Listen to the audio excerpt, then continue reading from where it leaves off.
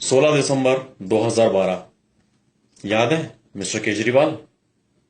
आपको याद नहीं होगा, बिजी रहते हो ना सारे दिन। पीएम को गालियां देनी होती है आपको, तो मैं याद दिलाता हूं।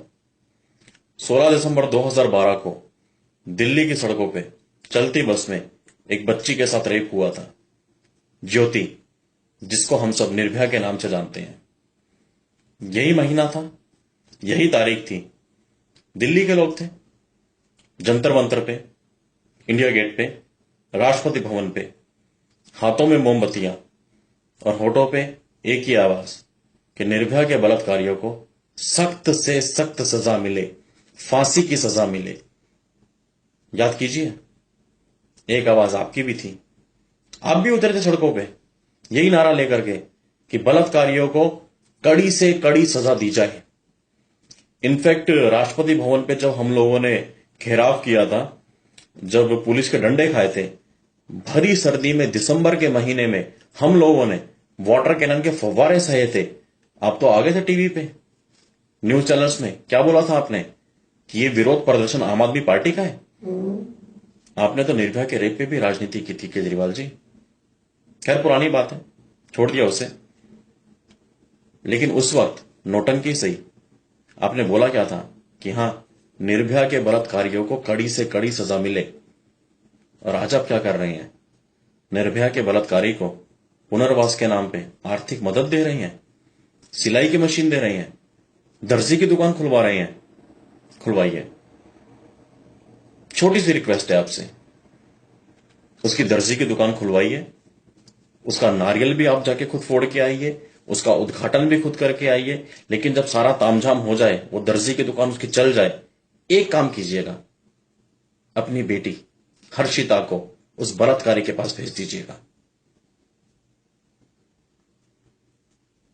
अपनी बेटी हर्षिता को उस बलात्कारी के पास भेज दीजिएगा, नाप देने के लिए, कपड़े सिलवाने के लिए, सूट सिलवाने के लिए भेजेंगे। बुरा लग रहा है ना सुन के? चुप रहिए ना बात। जब आप अपनी बच्ची को नहीं भेज सकते, हम दिल्ली वाले अपने घर की बहन बेटियों को कैसे भेज देंगे? सोचा आपने इस बारे में? आपको बुरा लगा सुन के? हमें कितना बुरा लगा होगा। क्या आपकी बच्ची और दिल्ली के बच्चे आपके बच्चे नहीं है? क्या दिल्ली की बहन बेटियां आपकी कुछ नहीं है? क्या दिल्ली के लोग आपके कुछ नहीं है? क्या दिल्ली के लोग सिर्फ हाड़ मांस के पुतले हैं? ईवीएम मशीन पे बटन दबाने वाले हम सब सिर्फ एक उंगलियां हैं? आपको सोचना चाहिए केजरीवाल जी। आप क्या कर रहे हो? आपके इस फैसले से हम लोगों को कितना दुख हुआ है, कितना आघात हुआ है। और हमें भी साइड में कीजिए। जिस बच्ची के साथ में बलात्कार हुआ, उन 6 लड़कों ने उसके जिस्म का बलात्कार किया था, पर आपके इस हरकत ने, इस फैसले ने निर्भया की आत्मा का रेप किया केजरीवाल जी। निर्भया की आत्मा उन 6 लड़कों को उतना नहीं कोस रही होगी, उससे 100 गुना उसकी आत्मा जो आपको कोस रही होगी। आपको शर्म आनी चाहिए, डूब के मर जाना चाहिए आपको। आम आदमी के नाम पे आपने पार्टी बना ली, और यह आम आदमी से आपका कनेक्शन है। सोचा आपने आम आदमी के बारे में? डूब के मर जाना चाहिए आपको। भेजिए जरा हर्षिता को उस बलात्कारी के पास। हालांकि आप भेज भी सकते हैं।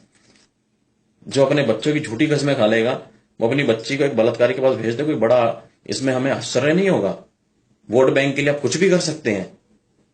लेकिन याद रखिएगा, निर्भया की आत्मा आपको माफ नहीं करेगी।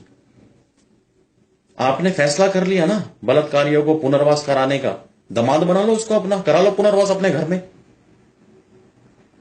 आपके इस कदम से क्या होगा, कभी सोचा है आपने? चिंतन किया इस विषय पे? हर बलात्कारी को अगर आप इस तरह पुनर्वास कराएंगे, उसको आर्थिक सहायता देंगे, उसको दर्जी की दुकान खुलवाएंगे, तो आपकी शहर पे बलात्कारियों का मनोबल बढ़ेगा। हर बलात्कारी बलात्कार करने से पहले यह सोचेगा कि चलो यार कुछ नहीं होता, बलात्कार कर लेंगे, केजरीवाल जी तो बैठे ही हैं, दुकान खुलवा देंगे हमारी।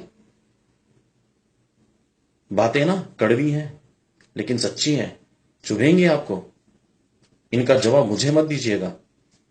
अगर आत्मा या अंतरात्मा नाम की कोई चीज आप में बच गई हो ना, तो इन बातों का जवाब अपनी आत्मा को दीजिएगा।